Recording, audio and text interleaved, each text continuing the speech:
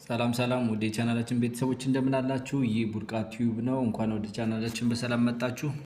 ወደ ዕለቱ መረጃዎች ስናልፍ የመጀመሪያው የሚሆነው የቻይና የመኖሪያ መንደር ላይ የተከሰተው የእሳት አደጋና ያደረሱትን ጉዳዮች አብረን ይሆናል ማለት ነው። ወደ ሌላኛው መረጃችን ስናልፍ የሚሆነው በሐዋሳ የማርስበርግ ቫይረስ የተያዘ ሰው መገኘቱን የጤና ሚኒስቴር ይፋ አድርጓል። ይህን የምንመለከተው ጉዳይ ይሆናል። ሌላኛው መረጃ በአፋር ክልል የተፈጠረው የእሳተ ገሞራ ፍንዳታ እና የጭሱ ሁኔታ እንዲሁም የጭሱ መዳረሻ ለምን እያሰጋ ነው፣ እሱን እናያለን። በዝርዝር ወደ ምንመለከታቸው ዜናዎች ስንሄድ በመጀመሪያ የሚሆነው የቻይና ጉዳይ ይሆናል። በቻይና ሆንግ ኮንግ መኖሪያ ህንፃዎች ላይ ከባድ የእሳት አደጋ ተከሰተ። ዛሬ ረቡዕ ኖቬምበር 26 2025 ዓ.ም በሆንግ ኮንግ ታይፖ ወረዳ በሚገኘው ዋንግ ፎኮርት የመኖሪያ ግቢ ውስጥ በርካታ ከፍታ ያላቸው ህንፃዎች ላይ ከፍተኛ የእሳት አደጋ ደረሰ። በመላው በከተማው በፍጥነት የተሰራጨው ይህ አደጋ 13 ሰዎች ለህይወት እልፈት መዳረጋቸውን እንዲሁም ሌሎች በርካታ መቁሰላቸውን የከተማ ባለስልጣናት አረጋግጠዋል። ከሟቾች መካከልም አንድ የእሳት አደጋ ሰራተኛ እንደሚገኝበትም ዘግበዋል። ዋንግ ፎኮርት ታይፖ ወረዳ ሆንግ ኮንግ ቢያንስ 13 ሰዎች መሞታቸውን ሆስፒታልም ሌሎችም ደግሞ ሆስፒታል መግባታቸውንም ይፋ አድርገዋል። የእሳቱ አደጋ ከፍተኛ ጉዳት እያደረሰ እንደሆነም እየተዘገበ ነው። እሳቱም በህንፃዎቹ ውጫዊ ክፍል ላይ በተገጠመው የቀርከሃ ስካፎልዲንግ ምክንያት በፍጥነት ተስፋፍቷልም ተብሎ ይታመናል።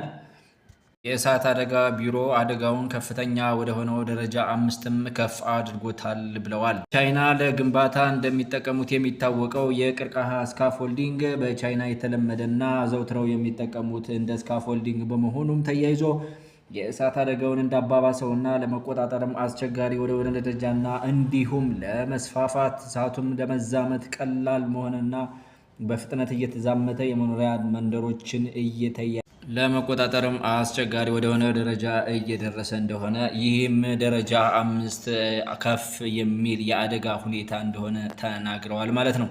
አሁንም ድረስ ሌሎቹ ነዋሪዎች በህንፃው ውስጥ ተይዘው ሊሆን ይችላል በሚል ፍራቻ የእሳት አደጋ ሰራተኞችና ሌሎች አዳኞች የፍለጋና የማዳን ስራቸውንም አጠናክረው ቀጥለዋል ሲል የቻይና ቴሌቪዥንም ገልጿል። ወደ ሌላኛው መረጃ ስናልፍ በሐዋሳ ከተማ የማርስበርግ ቫይረስ የተያዘ ሰው መገኘቱን የጤና ሚኒስቴር ይፋ አድርጓል። ግለሰቡ በጂንካ ከተገኘው የመጀመሪያው የማርስበርግ ቫይረስ ተጠቂ ንክኪ የነበረው እና ከአካባቢው ተጉዞ ወደ ሐዋሳ ተመላሽ የነበረ ነውም ተብሏል። ይህ የተባለው የጤና ሚኒስቴር እና የማህበረሰብ ጤና ኢንስቲትዩት በማርበርግ ቫይረስ ዙሪያ እየሰሩ ያለውን ስራ በተመለከተ ለጋዜጠኞች ማብራሪያ በሰጡበትም ወቅት ነው።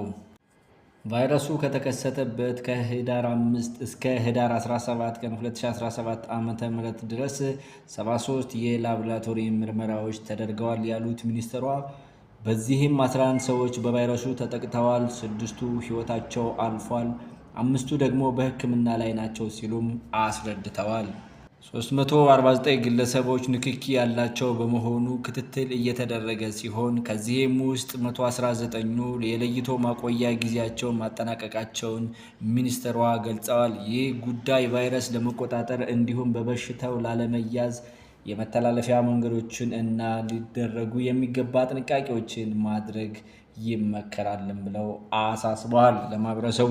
ሌላኛው መረጃችን የሚሆነው ባለፈው በአፋር ክልል የተፈጠረው የእሳት አደጋ ፍንዳታ ወደ ላይ ከፍታ 13 ኪሎ ሜትር ወይም ደግሞ 45000 ጫማ ከፍታ ላይ የተፈነጠረው ይህ የእሳተ ገሞራ ጭስ ፍንዳታ አሁን ላይ ቀይ ባህርን ተሻግሮ ወደ ዓለማችን እየሄደ እንደሆነና እኒህ የጭስ ኳሶች ለዓለማችን አየር ስጋት እንደሆኑ እንዲሁም ለአውሮፕላን በረራዎችም ስጋትን እየፈጠሩ እንደሆነ በዓለም አቀፉ ደረጃ መነጋገሪያ እንደሆኑ እየተዘገበ ይገኛል።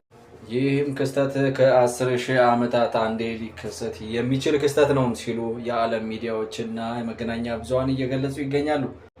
ተመልካቾቻችን የዛሬው መረጃዎቻችን እነዚህን ይመስላሉ። ስለተከታተላችሁ እናመሰግናለን። ላይክ፣ ኮሜንት፣ ሼር፣ ሰብስክራይብ ማድረጋችሁን እንዳትረሱ። እስከምንገናኝ በሌላ መረጃ ቸር ቆዩልኝ። መልካም ጊዜ